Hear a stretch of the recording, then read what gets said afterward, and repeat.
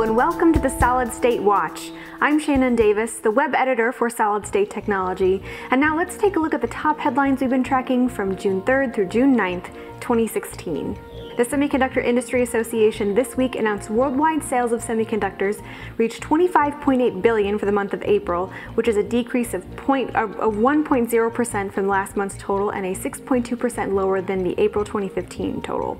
President and CEO John Neuffer said despite a cumulative decrease across all product categories, year-to-year sales of microprocessors and analog products increased modestly, perhaps foreshadowing stronger sales ahead. The latest industry forecast suggests global sales may indeed rebound somewhat in the second half of 2016, but still fall short of last year's total. The global market is projected to grow slightly in 2017 and 2018. This week, SEMI announced that 19 new fabs and lines are forecast to begin construction in 2016 and 2017, according to the latest update of the SEMI World Fab Forecast Report.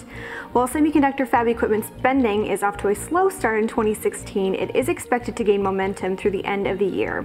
For 2016, 1.5% growth over 2015 is expected, while 13% growth is forecast in 2017. A group of scientists from Hong Kong University of Science and Technology, the University of California, Santa Barbara, Sandia National Laboratories, and Harvard University were able to fabricate tiny lasers directly on silicon, a huge breakthrough for the semiconductor industry and well beyond. As the group reported, integrating sub-length cavities onto silicon enabled them to create and demonstrate high-density on-chip light-emitting elements.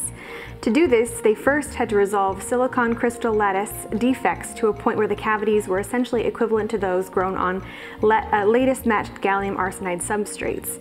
Nanopatterns created on silicon to confine the defects were made on the gallium arsenide on silicon template nearly defect-free, and quantum confinement of electrons within quantum dots grown on this template made lasing possible. IC Insights released its update to the 2016 IC Market Drivers Report, which reported that in 2015 and early 2016 there were numerous reports of slowing in the Chinese smartphone market. Since most of the Chinese smartphone producers' sales are to Chinese consumers, this slowdown became evident in some of their 2015 and first quarter 2016 smartphone sales figures. IC Insights believes that there will be very little middle ground with regard to smartphone shipment growth rates among the top 12 suppliers this year.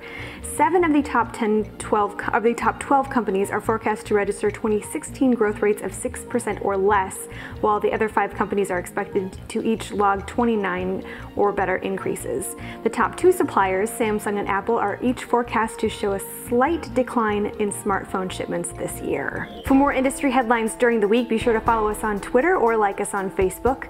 For Solid State Technology Magazine, I'm Shannon Davis. Thanks for watching.